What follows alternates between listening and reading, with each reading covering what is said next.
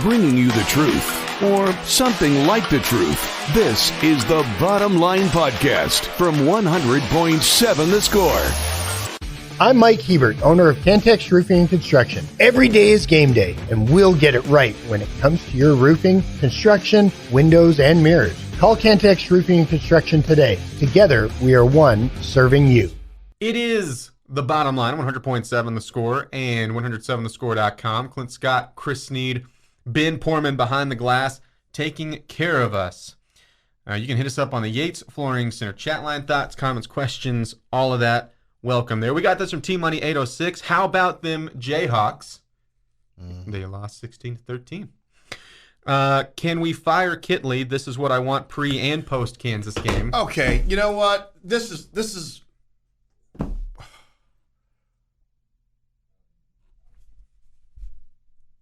Okay, yeah, sure. Let's do it. Sure. Decided. I'm sorry. I mean, I'm just not gonna. You wanted to fire Kitley. You wanted to hire Kitley. You wanted to hire Sonny Cumbie. Then you wanted to fire Sonny Cumbie. You wanted to hire so-and-so. Then you wanted to fire so-and-so. When are you people going to learn you can't fire your way to success? Mm-hmm. Yeah. I'm sure you got it all figured out in your basement playing Xbox with the Madden, and you run you hype your team all the way up to 5-star varsity. And then you go out there and you're beating Notre Dame and A&M and everybody with all these teams. It's like, oh, I got it all figured out. I just ran the old XYZ, blah blah blah blah blah blah blah. I got it all figured out on Xbox. But you never had to actually do it in a game with a game on the line. You're sitting at home. The only guy that's it's like Gus said. And I said it this morning on the. Why can't it just be about crappy execution? Because you know what, when you want to run the ball more. We ran the ball 31 times with Tosh Brooks on Saturday for 133 yards. Started to run him down into the ground. You ran the ball. You wanted to run the ball. You ran the ball. You threw the ball. You threw an interception. How about the crappy execution of our quarterback on that play? Throwing into triple coverage. What is a guy standing in the middle of the end zone wide open? No, we can't blame him because that's the guy we wanted. Give me a break, man. It gets old. It gets so old to hear that over and over again. We're going to fire Kitley. God almighty. What do you want? You want a damn game. Jeez. This on the East Point Center chat line from D-Rock. Fans are like a scared herd animals most day. I hate being associated with the average fan of any sports team. I could not agree with you anymore, D-Rock. I mean, it gets old. We won the game. I was jumping up and down in Athens, Georgia. I'm jumping up and down. My crew was giggling at me. We just won it. We were on the road against a ranked team and won. In a moment, you got down. I mean, they came back. You got up. They came back. You won the game. Mm-hmm. And yet, where can't we? God almighty. Must be miserable to be related to you. Good God. Jeez. Is there anything you can do that makes... Good Lord. Hey, enjoy the victory, man. The ink wasn't even dry on the game notes yet. And we gonna do? And heaven forbid, nothing wears me out more than I'm rewatched the game, here's my thoughts, guy. Unless you're getting paid to write an article about it, unless you are in it, unless you are one of those people, you're writing a blog about it, I don't give a damn what you saw and your thoughts about it. Okay, dude? Here's my rewatch thoughts. Good God. 1, why are you rewatching the game? Okay, 2, when you're rewatching the game, why are you taking notes? And 3, after you take those notes, why in the hell are you just sharing that with anybody? Because nobody cares. Mm-hmm. Jeez. Hey, get on Tinder or something. Find a date. Go do something different, man. So, jiminy sakes. And if this offends you, I don't care. I think it's interesting because no one has been excited about the offense this year, right? We're aware, and yet you're 5-5 with a chance to go get bowl eligible in a time when your number one quarterback is injured. Mm-hmm. Your receivers can't get any separation. Your defense is kind of underachieved a little bit, but they played well enough to keep you in a lot of games. Your offensive line has been a sieve most days and suspect on other days. And yet you're still 5-5 with a team you can beat to get bowl eligible coming to town in a year that we would all say sucked. Mm-hmm. And you still have a chance to be bowl eligible. But all we can gripe about is, we're playing Kitley. Well, here's my question, right? Like, has the execution been perfect? Absolutely not. I mean, do I think Kitley is blameless in the offense? No, but the fire Kitley thing. This is what I don't understand: is what does that solve? Tell me what that fixes. Because what you get is a less experienced guy calling plays. Mm-hmm.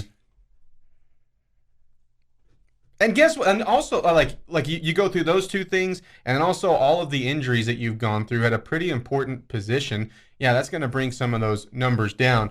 The let's just get rid of them right now. I just don't understand because that solves nothing. Nothing. That makes nothing better. Doesn't solve a thing. That makes nothing better. And he didn't score last year too. You're third in the conference. You were third in the conference in scoring. Oh, but don't let those facts get in the way of your garbage argument. You know. No, I'm not trying to cover.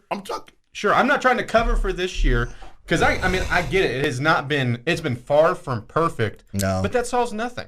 Well, I mean, here's these same fans that are saying all these things. When you look at the text line, and yeah, we can go back to the chat line and look at the history of what she said, guys. By the way, all you guys that are pretty, we're gonna go 11-2, we're gonna go 9-3, we're gonna do all these things, we're gonna do all these things. And the first time something doesn't go the way you expected, the hype that you built up yourself, now you want to fire the whole world. This on the Yates Flooring Center chat line from Steven. I turned the play-by-play volume down. Fox announcers are a possum hair better than Mr. Mouse. There's a good possum reference in there. Bradley could have screwed us. Why didn't he get out of bounds and give us time for 2 plays instead of a wide field goal we have missed before? I asked that question myself. Yeah. But since we're not blaming the players, it's always the I say blame Zach Kitley. This from Christo Snead. What's your thought on the halfback pass by Kansas? I think it should have been offensive pass interference. The tight end grabbed our corner, preventing him from intercepting the pass. There's a little bit of that, but that was more mutual hand combat there. And I'm not arguing that wasn't an offensive pass interference. Would you argue that it helped you because if it is, then you run another play and you wind the clock down that much more, and maybe give them a better chance. And although on the other side it pushes them back, that field goal unit has been shaky. So I see. I'm not arguing for whether it was or it wasn't. It works out in your favor. That's a game-changing call that you want there to be. Does he push a little bit? Yeah, there's not enough to throw a flag in that situation. I mean, you're changing the game. Mm-hmm. I'm glad that got asked because I did wonder on that because to me it looked. I mean, Casey was awful handsy. I'll say that. Mm-hmm. But this from Shelly. Rant on, Snead. Let's go. Kitley can't score in the second half 2 years in a row. We forget about the Oklahoma game from last year. I forgot. Was Kitley snapping the ball? Was he receiving the snap? Or was he running the ball between the tackles? Which of those was he doing that day? Was he the receiver on that play? Was he the X, the Y, or the Z? I just want to know because if we're going to place the blame on him, I want to know which position he was playing. Mm-hmm. In the game that you won, by the way. This on the chat line with Michigan, Mississippi State, A&M stories, there would be enough content for a full show, but with all the Tech success, Cowboys, Texans wins this weekend as well, there's not enough time to give any of it justice. This was a full weekend. Did you know that Texas Tech had an immaculate week? Yeah. Texas Tech hasn't lost a game on the court, field, pitch or diamond since like middle of last week. And it's in any sport. What's really impressive is in the middle of that, you have the softball news last week, number 2 class. And then you have some of the games that you maybe label not as important, where it's early season basketball games, but then you have an NCAA tournament game that lets you, by the way, stay at home again now that Texas Tech soccer takes on Princeton. And then you have a game there in Lawrence where you grind out a win. And I mean, you and I both talked about this, essentially kept your bowl hopes alive. And we're not the only ones that think this way, but you lose that game in Lawrence. I sat here on, was it Wednesday, and said, you're not going to win this game. Yeah, tea times. Tea times if you did. I said it. This on the Yates Flooring Center chat line. It was a great win. Back with more next. Getting to the point, but taking the scenic route to get there. This is the Bottom Line Podcast from 100.7 The Score. Plenty of thoughts and comments rolling on the Yates Flooring Center chat line. Keep them coming. We'll get to as many as we can. Clint Scott, Chris Snead, Ben Foreman. It is the Bottom Line on 100.7 The Score. I'll tell you what, we'll go back to the chat line here in just a second. Let's go right to a play of the day. Little ghost screen, comes over to the right side, steps into the right corner for 3. He got it. Pop Isaacs got it to roll in. Toussaint just got the 3. He's going to dart down the right side of the key, throw it up, layup good. Count the basket, he's fouled. This goes to that left side, probing, stripped and stolen. That was McMillan who took it away and got it to Pop Isaacs. Isaacs left wing, left corner 3, Darian Williams. Bang! Guns up 3 ball. There you go, nice little montage of your win over San Jose State. Speaking of grinding out a win. And yeah, that's funny. You know, a week ago we were gonna go 34-0, and now we're lucky to get qualified for the Big 12 tournament. You win 56-42 against the San Jose State team, who was not a tournament team last year, but that was of your non-conference teams you'll play at home. Mm-hmm. They beat tournament teams in the Mountain West last year. Mm-hmm. They returned a bunch of production of teams that you will see at home that don't have a Big 12 logo in front of them. Mm-hmm. That's by far the toughest. There's some chemistry things there. You couldn't, hit the broadside of a barn on yesterday and found a way to win. Right now, are you going to put that in the Win Hall of Fame? Yeah. No. You know what you are going to put it in? The win column? Yes. And that's I like, you look at like Devin Cambridge, who in the first game felt like he was trying to find his place on the court, 2 points, leads you in scoring with 15. I thought showed a great capability of cutting. When Pop Isaacs, the best thing I saw from Pop Isaacs on Sunday was it seemed like at a certain point, like he just realized it wasn't his night, but he didn't just fade out of the game. Like he started to facilitate some offense, found some guys. I'm not going to sit here and go, boy, I love the result of the game because that basketball game was ugly, but I love that you won.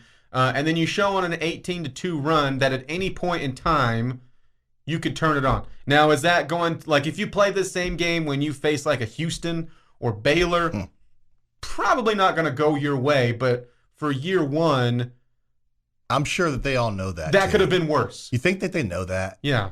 I'm pretty sure they know that. You could have been Oklahoma State. You could have been Michigan State. You could have lost this game, which would have been way worse. But you didn't. You didn't. So there you go. A little montage there from Ben. Good job. So unofficial tell me I'm wrong statement.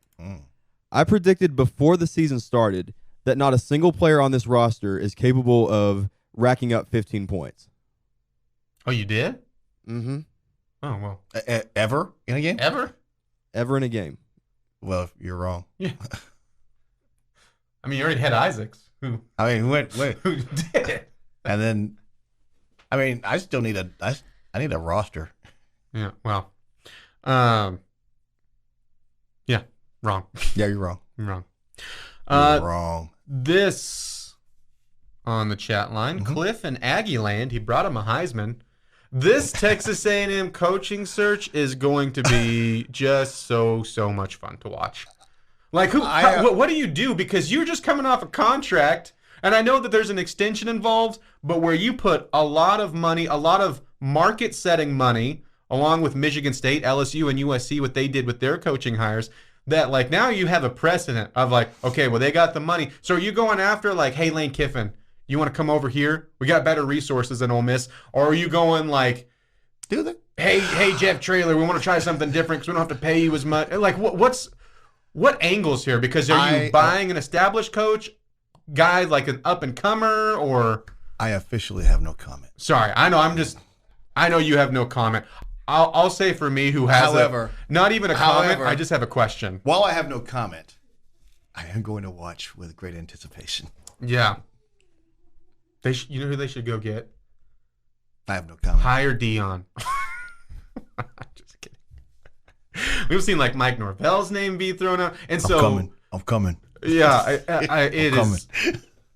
You haven't even gotten to like and I know that over there they have their list of candidates, but I don't think, as far as I've seen, you haven't seen like the official, like, this is what Texas A&M is thinking, this is who they're going after type of list, and it's just names of like could be's.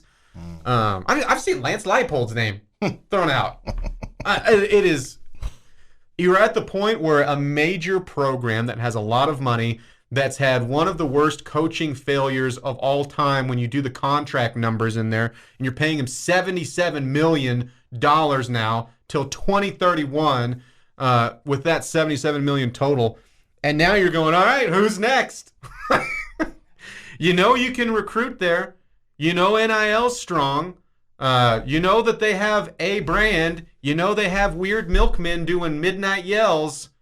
Like, what's the angle now? Because you see in coaching, a lot of times, what do you do with new coaching hires? You do the opposite of what you just did, for the most part. And if you're Texas A&M, you got a lot of money to throw around. So how interesting is it? Like, are you going after a Florida State coach for the second time? And is that enough for him to say yes? Or Lane Kiffin, is he going to stay in conference and just from a resources angle make a quote-unquote step up in the conference? I've seen Eli Drinkowitz over at Missouri. I hope that happens. I hope he goes. And then I hope it crashes and burns. That would destroy 2 programs. Please. Please. That would be awesome. I officially have no comment. You have no comment. That's all I'll say. Sorry. This on the Yates Flooring Center chat line. If you're going to get mad, don't read them. The chat line is very stupid. Oh, I'm not mad. I just, you get to a point where you have to call out the lunacy of it. Mm-hmm.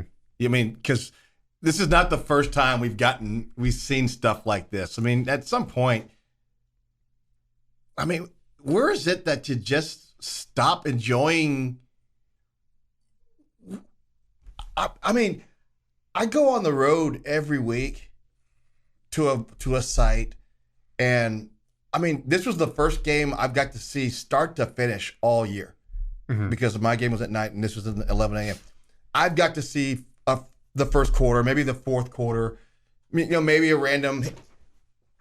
And we've got fans that just get to see the whole thing, and they just spend their time being miserable about it the entire. And I was like, good God, how do you?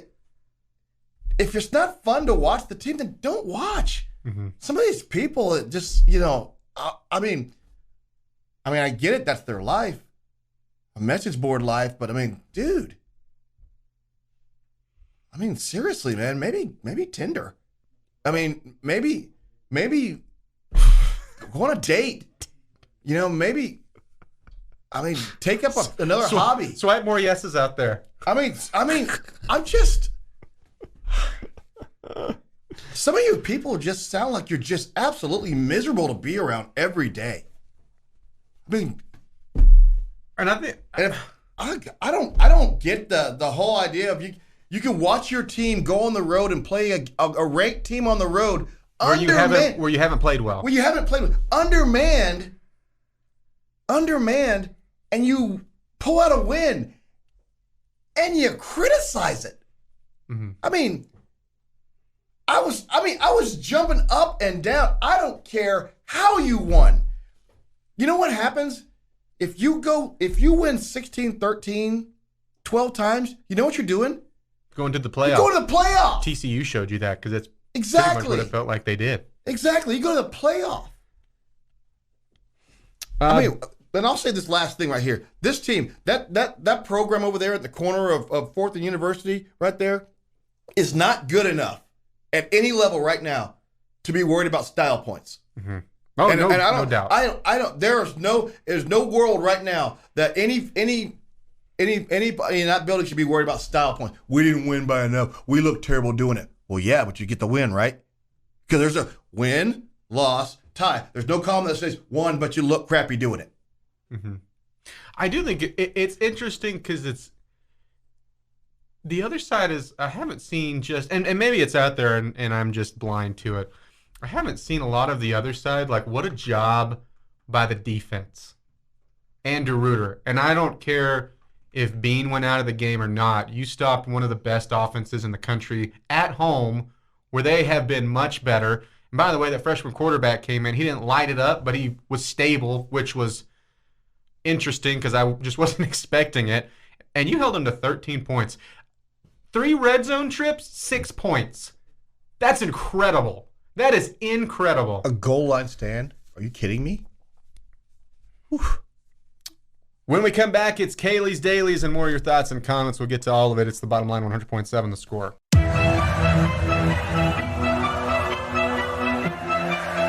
Bringing you the truth, or something like the truth. This is the Bottom Line Podcast from 100.7 The Score. It is the bottom line 100.7 The Score and 107thescore.com. Clint Scott, Chris Snead, Ben Poorman. Let's go to a Monday edition of Kailey's Dailies.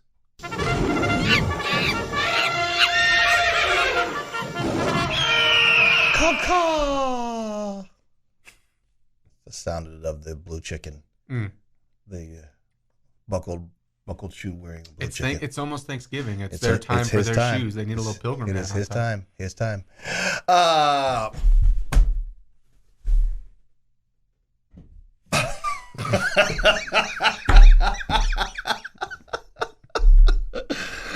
Ben.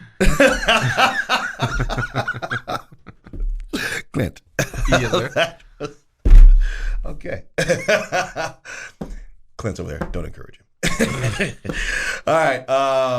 What is more intimidating than a porcupine that lives on the ground?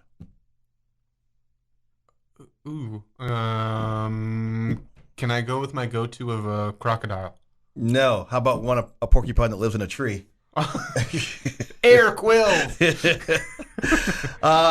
That is exactly what you get in the prehensile-tailed porcupine. Prehensile. One of the 12 species of porcupine found throughout the world. The prehensile-tailed porcupines can be found in South America, and they spend most of their lives high up in trees, eating leaves, fruits, and nuts. You may recall that the porcupines are rodents. Mm-hmm. You recall that? Mm-hmm, I do. Okay. And they possess strong front teeth that actually never stop growing. So to prevent overgrowth, porcupines often saw down their front teeth chewing on bark and other hard foods. Hey, man, you going to finish that rock? I wasn't eating it, but sure, you can have it. Prehensile-tailed porcupines are able to live in their arboreal environs, horse name, by utilizing their strong tails to wrap around tree branches as they climb to support their body weight. Wow. They also take advantage of their large claws to grip as they climb. Although prehensile-tailed porcupines are typically solitary, a group of porcupines is also known as a prickle. A prickle. A prickle. Yeah. I couldn't remember what it was. I knew that one. A prickle is what our textures are. They're a group of porcupines. A prickle. There we go. The prehensile-tailed porcupine. All right. Or is it? I don't know if I put the right emphasis on the right syllables there. I said prehensile. It could be prehensile or prehensile. I don't know. Kailey could. She didn't give me a pronunciation guide, so I went with prehensile. It could be prehensile. Prehensile. Keep going. See how many guesses you can have. Prehensile. Prehensile. Prehensile. Fragile. It's Italian. This on the Yates Flooring Center chat line from T-Money 806.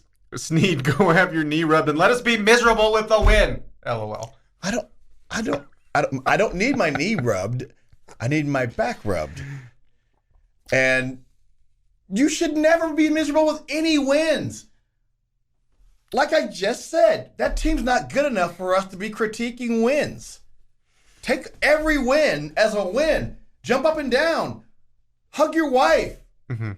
Hug your dog. Kiss your kids. Go get ice cream. Be happy. You're 5-5. You are an ugly 16-13 win away from going to a bowl game. How about that? Yeah. What's wrong with us?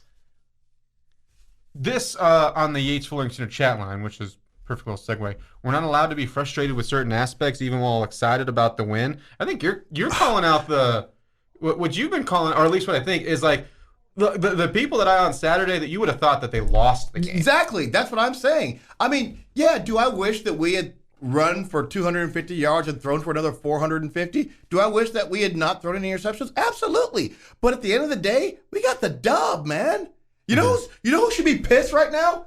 Kansas, because we rolled up there with our can't get it more than 20 yards downfield quarterback, our no separation receivers, our tired running back, our halfway sieve defense for most of the game, and won. And they're like, how the hell do we lose to these guys? That's what they should all be saying. How the hell do we lose to these guys? And I saw plenty of it. As I was telling you in the break, I see both sides with where I'm at. The funniest interaction I saw, though, from Kansas Twitter on Saturday was, how did we lose to this garbage Texas Tech program? And a person responded to that, dude, that coach put Patrick Mahomes in the NFL. And the next person went, no, it wasn't. That was not well. Dang it! This got worse and worse. And I was like, they're new to football. It's okay. Those fans, they're new to football over there. They didn't know it. They didn't even know what that giant field was used for. It's been like a tombstone since 2008. I mean, it's not worth it. It's not worth it. I mean, it's not worth it. I just celebrate success, man. Celebrate wins. This on the Yates Flooring Center chat line. You still have players on the team that got the last coach fired. Do you think that they're trying to get this coach fired? No, not like I mean, I think he's saying the roster has. This has not been overturned fully. I mean, with all of McGuire's recruits, all of the guys that this staff wants, and is after, which saw a ton. By the way, saw a ton of pretty big name recruits that are on your list. Reported that they are planning on signing in December, being early enrollees. Yeah. This on the Yates Flooring Center chat line from Panhandle Raider, whomever just set up Snead for Rant. Thank you. It's awesome. Bullfighter said, fire Clint. He's the reason for the offensive woes. It's obviously Kitley. I just and I was saying, like, you have things to fix. Absolutely. No doubt. Don't argue that at all. Yeah, there is nothing in the world that says you don't have things to fix right now. But I mean, come on, man. After a win? Really? Mm-hmm. Gosh almighty. I mean, dude. This from Tyler. Honest ref question. Mm-hmm. It looked like Wait a second. Hold on. If you're about to ask me if was the Big 12 trying to screw Tech in this game? No. Okay. All right. Not that. It looked like they didn't want to call defensive holding in the secondary and instead called pass interference multiple times. Is there a reason why they don't call holding anymore? Okay, here's the deal. Defensive holding occurs when there is a restriction in the secondary by a defensive back on an eligible receiver, and the quarterback is still holding the ball.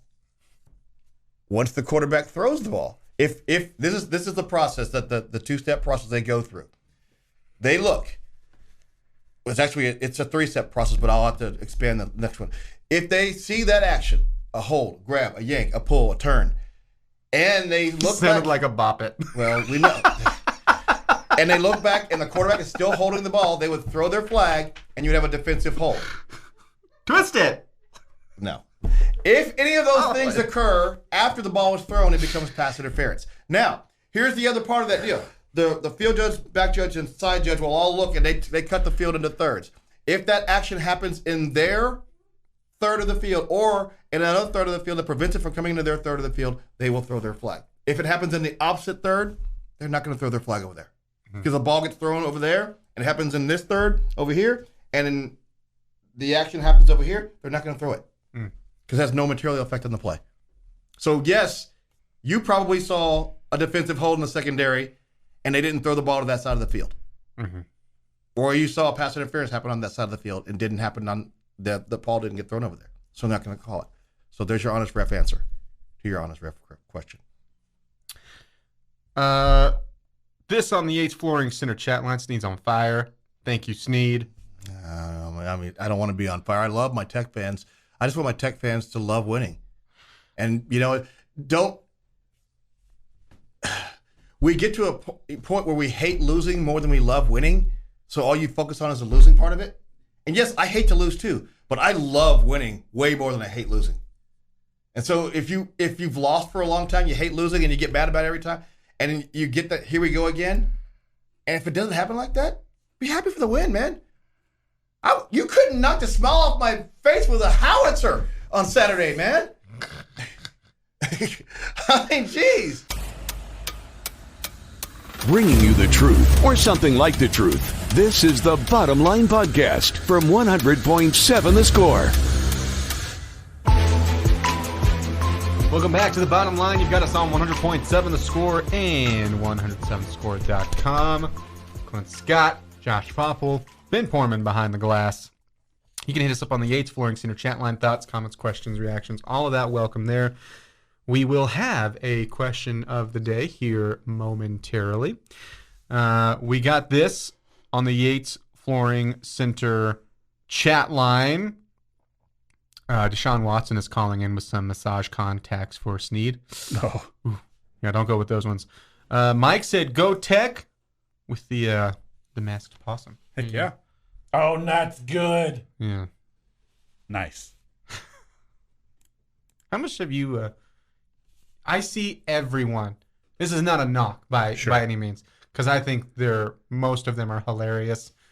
Just because AI just does what it wants.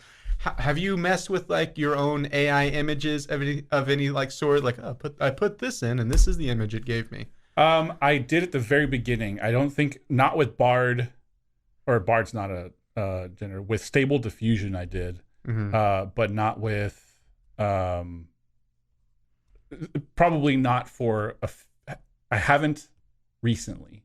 I think I'm trying. I can't remember the syntax of this sentence. A few months ago would be the earliest that I have, or latest that I have. Sir, I didn't know that would put a landmine out there. Yeah, no. It's just how to phrase my answer, because that is correct, because I have done it. Yeah. It just wasn't recent. Gotcha. I think I put Show Me Godzilla as a door-to-door salesman as the one I remember the most. That's that's the stuff that I love. It's like you can put in the weirdest thing you can think of, and it'll be like, oh, this is probably what it would look like. It was good. You sit there and half the time, and you're probably like, I wasn't expecting that, but I kind of see it. So good job, AI. That's funny. Have you? No, not really. Oh, okay. Not really. If I started, no one would ever see me again, because I would just be putting in like things like that just to see what it would look like. Yeah, I get that. I'm not about posting it, because I do understand the whole artist like using their work without permission, all that kind of stuff. But for just having fun, I mean, I'm not gonna not see Godzilla as a door-to-door salesman. Right. So, were you pleased with the outcome? I was. Yeah. Yeah. I think the way it sounds, at least, the ones that are out now are much better than when I was doing it. But just more have come out since then. Mm-hmm. But even with the result I had, it was like blurry. You're like an AI hipster. I guess. Or like, back in my day when I used AI, we had to generate uphill both ways, and there was snow, and we didn't have shoes. Like, that's you. Yeah, it is. It really is. Except the only reason I haven't is just because I have mostly forgot about it. It's not because I refuse to. All right. Let's go from there to a question of the day, shall we? Okay. Time now for Jamie's question of the day. Brought to you by someone not named Jamie. All right, so we've talked about this a little bit. It has been an outstanding week of Texas Tech athletics. Just a ton of success. I do want to look specifically at the weekend. So you have, of course, a Texas Tech football win, a men's basketball win, a Lady Raider basketball win, Texas Tech soccer with a NCAA tournament round 1 win. Volleyball swept West Virginia going into it. And then if you want to go to the professional side, I understand we're not all fans of these teams, but you have the Cowboy win. You have the Texans win. I'll even go to the NBA. Heck, you have 2 Mavericks wins, 2 Rockets wins. Sorry again, Ben. Don't look at San Antonio. They were outside factor. Stars had 2 wins. Oh, snap. What was the best moment to you? Your favorite, not the best. I'll reword it. What was your favorite moment of the area's sports weekend? Whoa. What did you enjoy the most? What did I enjoy most for the weekend? This is a tough, hard-hitting question. I think actually my favorite moment is walking in today, and I don't listen to all the shows like completely, but I catch bits here and there. But I didn't realize that it was such a good week for Texas Tech sports. That when people start listing off how many like how it has gone. And like I said, by the way, this dates back to well before the weekend, right? But yeah, I mean, exactly. So like my moment is that realization that all these games have been won by all these different teams, all these different sports and stuff like that. It's like, hey, that's about as good as you can ask for. Yeah, can we just do this all the time? Come on, everybody, hands up. That does. Because that does feel like a cop-out. Definitely my favorite win is I mean, you could ask for a Texas Tech football win.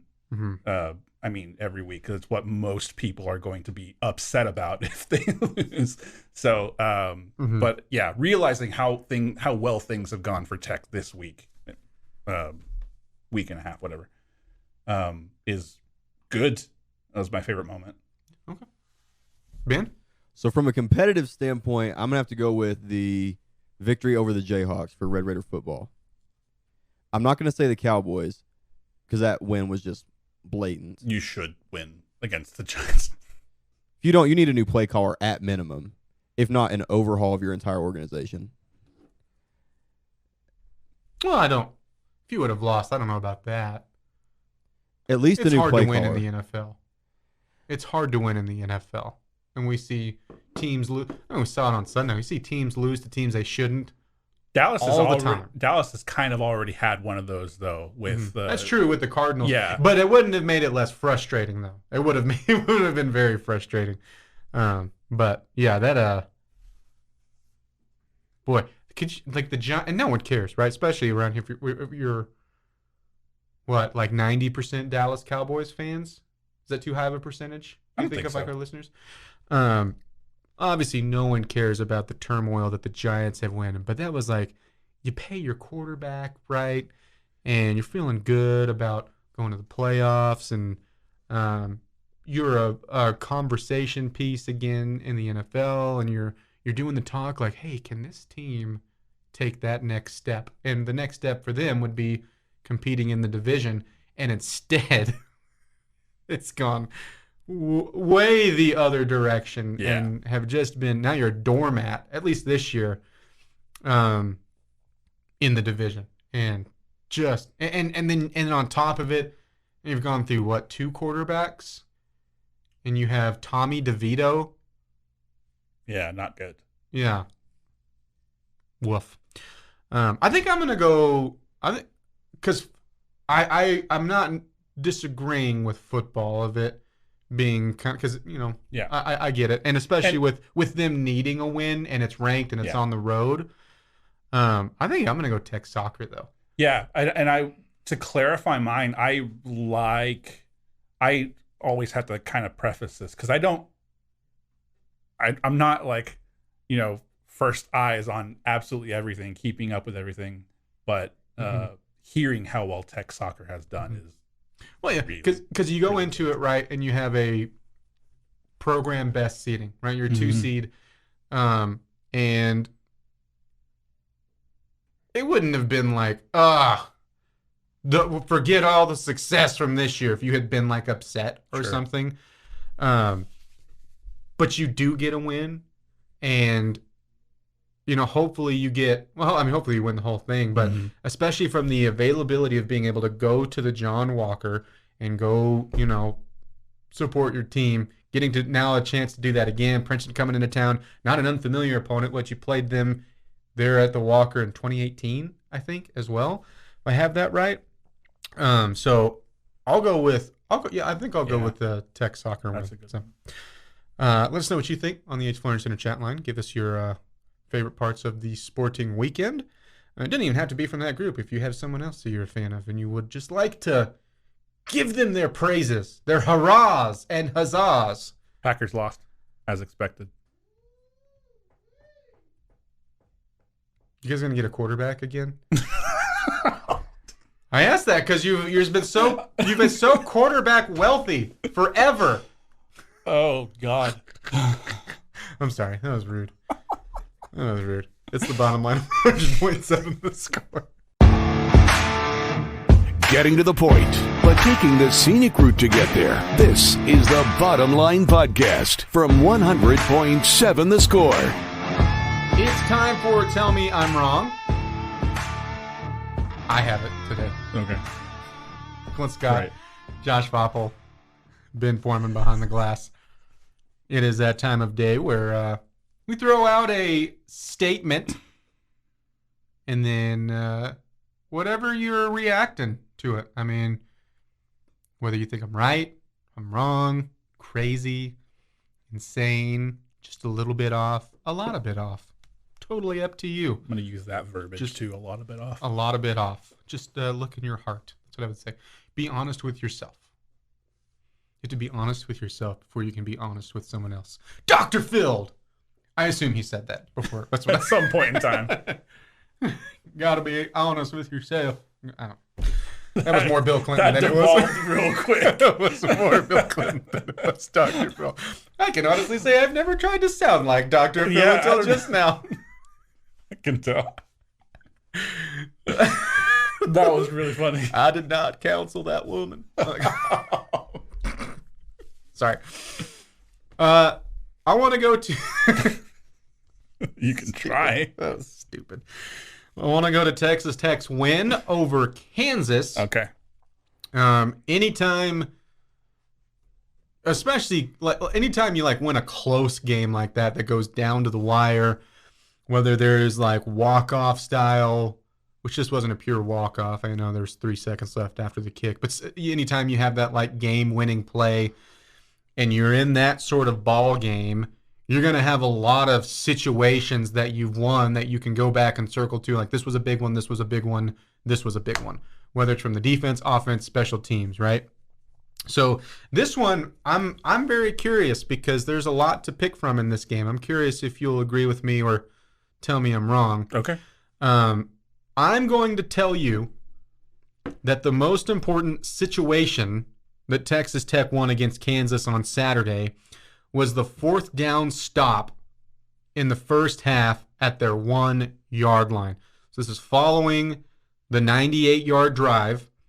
And here's what. First, I think it's important because obviously this is a 7-0 situation for Kansas, right? When they decide they're going to go for it. Plays blown up. Jalen Hutchings, I believe, blew that play up. I don't remember, but...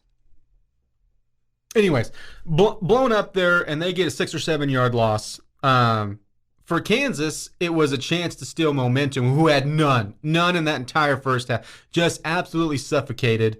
And And this is coming off of your first offensive mistake, where you throw it into double coverage there at your own goal line, about 30 yards out. It was Cole Ballard, their backup quarterback, his first full drive replacing Jason Bean, and he's starting in the shadow of his own end zone, right? And watching, like, if you're going to crumble as a true freshman, this would probably be the time to do it. And instead, they drive it all the way down the field. They're looking to make it 10-7. It'll be about 3 minutes left there in the second quarter.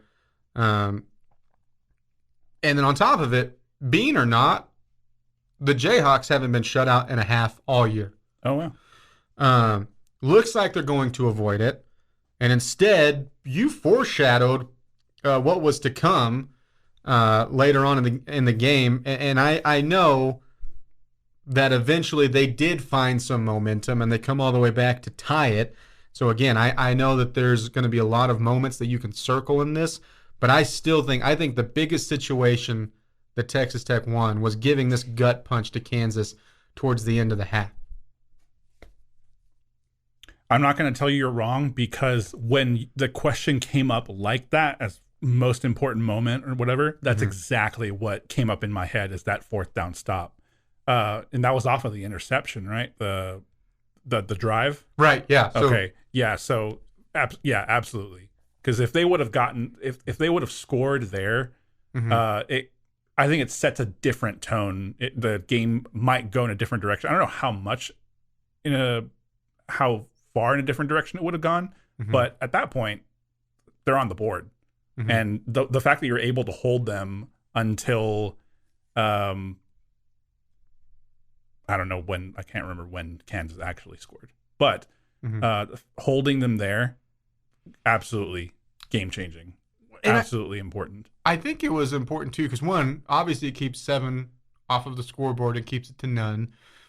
On top of it, the way you did it, you got it away from your own. I mean, I know it's not like all of a sudden you're on the 50-yard line, but you're not starting at the 1-yard line. And the other side of that, too, is I think that affected how they approached within the 5 over those 2 drives that they settled for field goals. And they were not executed, didn't love the play calls for them. But I think that dates back to this, because they went, boy, and it was you go to a 3rd and 1, right? And you stuff Highshaw on top of it. So there's seed of doubt, number 1, and then you just crush them on 4th down. Didn't have a chance. I don't know how many rushers they sent, but it looked like they sent the house.